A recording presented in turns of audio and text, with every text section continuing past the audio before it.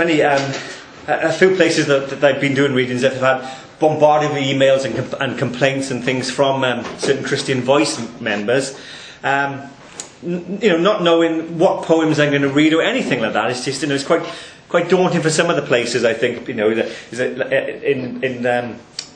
just near in Blackwood in the valleys, at Lanhilleth Workingmen's Institute, that they have a dance on a Sunday and a little writing group there. They're not used to all things like that, and some of the emails they've been getting are quite shocking and savage really, for no reason again. So I would just like to read the poem which caused particular offence to Mr. Green.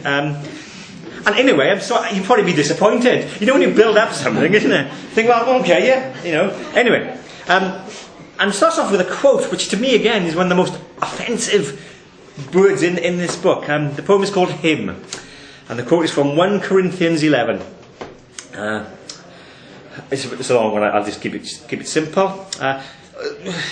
For if a woman will not veil herself, then she should cut off her hair. But if it is disgraceful for a woman to have her hair cut off, or to be shaved, she should wear a veil. For a man ought not to have his head veiled, since he is the image and reflection of God. But woman is the reflection of man.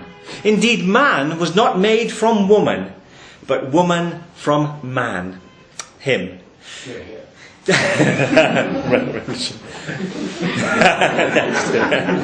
don't want to say that. It's a good heckler. Good for debate, though, isn't it? Yeah. I thought on a radio program I did quote that. I felt terrible because it was like quite an elderly lady from Aberdeen. Really, I think it's terrible. She was going, really Valley's accent. And I did quote this, and she goes, "You're just picking bits out of the Bible." She goes, I said, "Well, yes, I know." I felt like a bit of a bully, but she was quite, but anyway, a debate, isn't it? Yes, about that. So that quote sets up this poem, and I feel terrible. Again, it's just a poem, don't worry. Hymn. Cover my face with burqa so unnatural. Am I so ugly in your eyes, or is it my vision is so clitoral? You use my holes to cleanse your souls. Paint my image as your icon of immaculation. Force the feminine into your crucifixion. An olive branch drowned in thalidomide. They said it would make the sickness go away. For the Pope and for the Imam, all I preach is deicide. Just like Mary Magdalene, I fucked Jesus. Just like Mary Magdalene, I have been deemed useless. And I shall drift to dust all around within us. Slit my wrist with rosary beads. Blind my eyes with testosterone veil. Turn the other cheek while you leave your seed.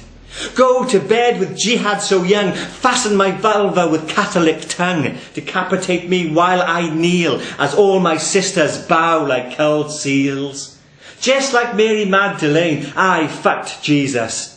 Just like Mary Magdalene, I am in each of us. I am in each of us. Thank you. Okay. It's okay. I'm going to clap. Again. Nothing short. I think I'll just do one more poem, I think, this time. You've probably had enough. But just... and again, this was a commission one. It was quite tricky in a way, but also quite a beautiful cause, I suppose, if that's the right phrase, and that's something I really felt close to. And it was just the Blackwood Cancer Research Relay for Life. That's right, the relay. Where for 24 hours, which is amazing, that a team of 10 ran around for 24 hours to raise money for cancer research, and just a good cause with decent people around. Again, read that, Stephen Green, and just, it's not all about that. It's a book of hope. But anyway, it's just called When We Become Mountains. And it starts off with a very simple quote by Jesse de la Cruz, called Hope Dies Last. Stood like shoulders carrying the plight. If we become mountains, we shall find our light. And the rain carries streams, cutting through soil, searching for release, stitching scars into soul. As age makes maps of us all, our organs falter, our brain cells die, yet the body will stand still, reaching for the sky. And the seasons come and go, the colours drain, the grass dies, then grows. But the mountain remains silent and beautiful, bearing the wounds of our living. as nothing is perfection, we all have cracks. It's how the light breaks in. And as we walk through the mist, we know that this life, our living, is a risk. And the only way is to rage on, to resist. And so if night should fall and the path lays hidden, we must remember, just like stars, we need the darkness so that we can glisten when we become mountains. Thank you very much for listening, and I really enjoyed it. Thank you very much.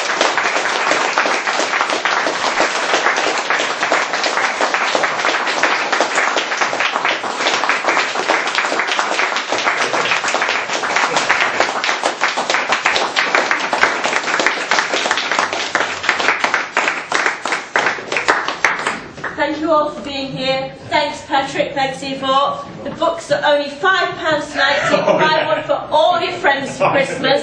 It's a book full of hope. I hope those fantastic readings have shown that, particularly that last poem, that line, we all have cracks, that's how the light gets in. There's real humanity in this, so please buy one. Thank you all very much and enjoy the evening. Thanks Patrick. Thank you.